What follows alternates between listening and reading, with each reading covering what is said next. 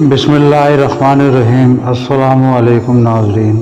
بنی اسرائیل کا ایک عابد ایک غار میں رہا کرتا تھا۔ وہ ساری دنیا سے بے نیاز، ہر وقت اللہ تعالیٰ کی عبادت میں مشغول رہتا۔ جنگل کے پھل کھاتا، چشمے سے وضو کرتا، دن کو روزہ رکھتا اور رات کے وقت اللہ تعالیٰ کی بارگاہ میں کھڑا نوافل ادا کرتا۔ حضرت موسیٰ علیہ السلام نے بھی اس عابد کا چرچا سنا تو اس سے ملاقات کے لیے چل پڑے۔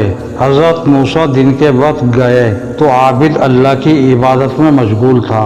اللہ کے نبی حضرت موسیٰ علیہ السلام اس عابد کو رات کے وقت ملنے گئے تو تب بھی وہ عبادت میں مصروف تھا۔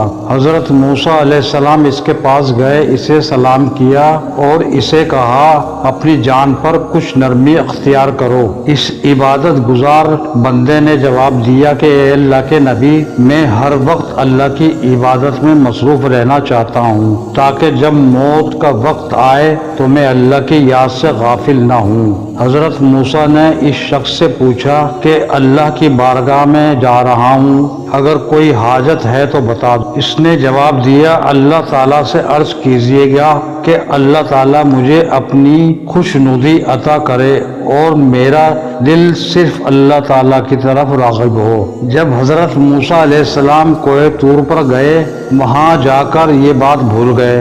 اللہ تعالیٰ نے حضرت موسیٰ سے کہا اے موسیٰ، میرے عابد کی بات بھول گئے ہو۔ حضرت موسیٰ علیہ السلام نے کہا اے اللہ، تو بہتر جانتا ہے۔ اس نے مجھ سے کہا کہ میں دعا کروں کہ تو اس سے راضی ہو جا اور اپنے علاوہ باقی سب کا خیال اس کے دل سے نکال دے۔ اللہ تعالیٰ نے فرمایا جس کا مخزوم ہے اس سے کہنا کہ وہ جتنی چاہے عبادت کر لے، اپنے سابقہ گناہوں کی وجہ سے جہنم میں جائے گا۔ جب حضرت موسیٰ علیہ السلام نے اس عابد کو یہ کہا تو اس نے کہا کہ مجھے اللہ تعالیٰ کا یہ فیصلہ منظور ہے۔ اس نے کہا میں اپنے رب کے فیصلے کو دل و جان سے منظور کرتا ہوں، کہہ کر عابد رونے لگا اور حضرت موسیٰ سے کہنے لگا مجھے اللہ کے جلال کی قسم، اگر اللہ تعالیٰ مجھے دھتکار بھی دے تو بھی میں اس کے دروازے پر پڑا رہوں گا، کبھی نہ اٹھوں گا، بے شک چاہے وہ مجھے جلا دے یا پھر میرے ٹکڑے ٹکڑے کر کے مجھے ریزہ ریزہ کر دے، میں پھر بھی رب کے دروازے سے نہیں ہٹوں گا۔ جب حضرت موسیٰ علیہ السلام دوبارہ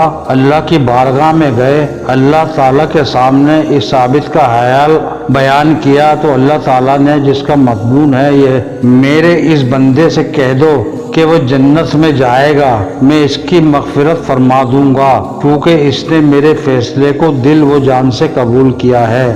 اللہ نے فرمایا اب اگر اس کے گناہ زمین اور آسمان کے درمیان کی جگہ کو بھی بھر دیں تو بھی میں اس کی بخشش کروں گا۔